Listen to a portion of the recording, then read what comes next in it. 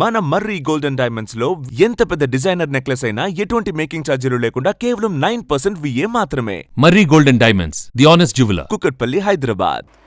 దొంగల్లోనూ మంచి దొంగలుంటారు. సొంతంగా కొన్ని నియమ నిబంధనలు పెట్టుకుంటారు. కొందరు ముహూర్తం చూసుకున్నాకే పని మొదలు పెడతారు.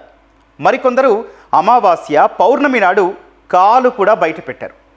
మరికొన్ని ముఠాలు అసలు మహిళల జోలికే వెళ్లరు. ఇలా వారికి కొన్ని సెంటిమెంట్లు ఉంటాయి. వాటిని వారు తూచా తప్పకుండా పాటిస్తారు. ఇలాగే కొన్ని కట్టుబాట్లు పెట్టుకున్న దారి దోపిడీ దొంగలు ఏం చేశారు? వాళ్ళు చేసే దొంగతనాలు ఏంటి?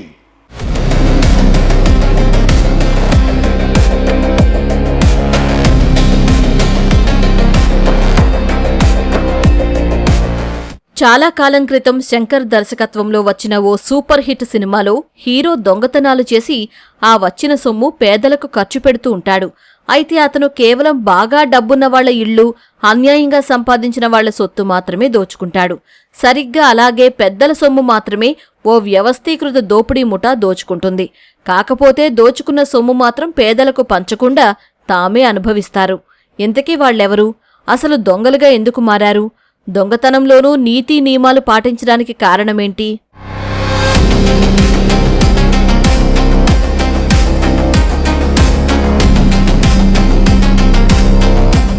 అనంతపురం జిల్లాలో ఇటీవల జరిగిన 2 దారి దోపిడీల్లో సుమారు 5,80,00,000 రూపాయలు పోయాయి.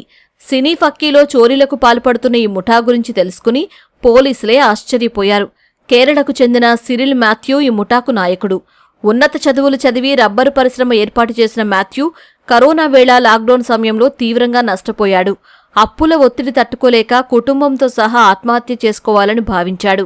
కాని వెంటనే ఆ నిర్ణయం విరమించుకుని బాగా డబ్బున్నవారిని దోచుకోవాలని పథకం వేశాడు. అంతే, ఇక రంగంలోకి దిగిపోయాడు.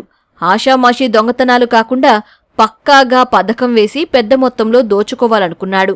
అందుకు సమర్థమైన 20 మందితో టీమును ఎంపిక చేసుకున్నాడు. వారికి కఠినమైన శిక్షణ ఇచ్చాడు. వారి చదువు, తెలివితేటల ఆధారంగా వారు చేయాల్సిన పనిని అప్పగించాడు. అయితే దోపిడీలోనూ కొంత నీతి నియమాలు ఉండాలని షరతులు పెట్టుకున్నారు. పేదలు, మధ్యతరగతి ప్రజలు జోలికి అసలే వెళ్లరు. అలాగే డబ్బుల కోసం ఎవరి ప్రాణాలు తీయరు. ఈ ప్రమాణాలు పాటిస్తూ 3.5 ఏళ్లలోనే పెద్ద నేర సామ్రాజ్యాన్ని స్థాపించారు. దేశవ్యాప్తంగా నెట్వర్క్ను విస్తరించుకున్నారు. వీళ్లు పథకం వేశారంటే పని జరిగిపోవలసిందే. చిన్న చిల్లర దొంగతనాల జోలికి అస్సలు వెళ్లరు. కొడితే ఏనుగు కుంభస్థలమే కొడతారు. పైగా డబ్బులు పోయినా బాధితులు కేసు కూడా పెట్టరు. ఇదే వీళ్ల దోపిడీ స్పెషాలిటీ.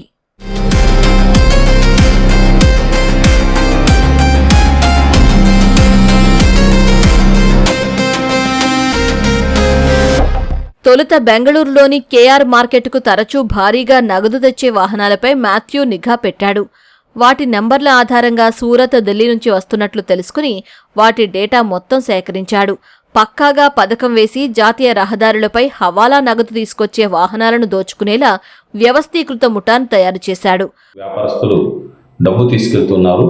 ఆ డబ్బుని ఒక 3 వెహికల్స్లో వచ్చిన వ్యక్తులు వాళ్ళని అడ్డగించి ఆ వెహికల్లో ఉన్న డ్రైవర్ని, అతనితో ఉన్న సహ డ్రైవర్ని ఇద్దరిని కూడా తీసుకెళ్ళిపోయినారు. 2 వెహికల్లో. అదేవిధంగా ఈ వెహికల్లో ఉన్న డబ్బును కూడా వాళ్ళు దాంట్లో ఉన్న డబ్బును కూడా దోచుకెళ్ళినారని చెప్పి మనకు వాళ్ళ స్టేట్మెంట్ల ద్వారా తెలిసింది. 2 కలిపి ఒక 5,80,00,000 పోయింది. ఏ వ్యక్తులనైతే మనము నేమ్స్ మనం ఐడెంటిఫై చేయగలిగినామో వాళ్ళలో 3 మనం అరెస్ట్ చేయడం జరిగింది. మొత్తం 20 మంది ముఠా సభ్యుల్లో ఎవరెవరు ఏ పని చెయ్యాలనేది పక్కాగా నిర్ణయిస్తాడు.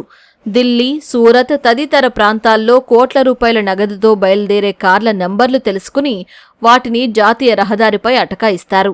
డ్రైవర్ను కిడ్నాప్ చేసి నగదు ఉన్న వాహనాన్ని కొంత దూరం తీసుకెళ్లి దోచుకుంటారు. డ్రైవర్ను జనసంచారం లేని చోట దూరంగా వదిలేస్తారు. పని పూర్తి కాగానే ముఠాలోని సభ్యులందరికీ మాథ్యూ తలో 10 లక్షలు పంచుతాడు. సూరత్, నార్త్ ఇండియా నుంచి మన బెంగళూరుకి ఎక్స్పోర్ట్ ఇంపోర్ట్ బిజినెస్ చేస్తున్న వాళ్ళు సంబంధించిన మనీ ట్రాన్సాక్షన్స్ని ఇంటర్వ్యూన్ చేస్తూ ఈ రాబరీ చేయడం జరిగింది. 10 టీంలు ఫామ్ చేస్తూ ఈ కేసుని మనం డిటెక్ట్ చేశాము. ఈ కేసులో ఎవరు ఇంపార్టెంట్ అంటే ఎవరు ఎంటైర్ ఈ అఫెన్స్ని ప్లాన్ చేశారో వాళ్ళ పైన ఫోకస్ చేస్తూ టాప్ 10 అంటే దీనిట్లో ప్లానింగ్, ఎవరు మాస్టర్ మైండ్ ఉన్నారు, ఎవరు సిమ్ అరేంజ్ చేస్తారు, ఎవరు లాజిస్టిక్స్ అరేంజ్ చేస్తారు, ఇదన్నీ కూడా ఎవరు కోఆర్డినేట్ చేస్తారో వాళ్ళపైన కాన్సన్ట్రేషన్ పెట్టి టాప్ 10 మందిని మనము ఫస్ట్ ప్రయారిటీగా అరెస్ట్ చేయడం జరిగింది. మనకి చాలా ఇంపార్టెంట్ పర్సన్ అయిన సిరిల్ మాథ్యూస్ అనే వ్యక్తిని అరెస్ట్ చేయడం జరిగింది. ఈ సిరిల్ మాథ్యూస్ అనే వ్యక్తియే ఈ entire offence master mind. Actually వీళ్ళు 15 కేసులో ఇన్వాల్వ్ అయ్యారు, సిమిలర్ టైప్ ఆఫ్ కేసెస్. ఈ 10 మందికి కూడా ఒక్కొక్కరికి ఒక్కొక్క రోల్ ఉంది. They are very important persons.